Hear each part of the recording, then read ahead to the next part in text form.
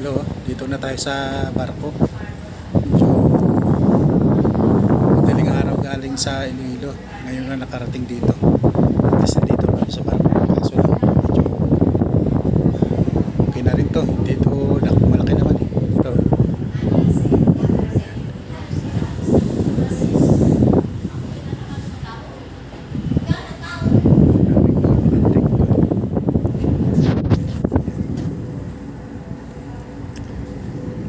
So bukas karate kami doon sa ewan ko kung saan, Kalapan daw sabi, Kalapan. Doon muna mag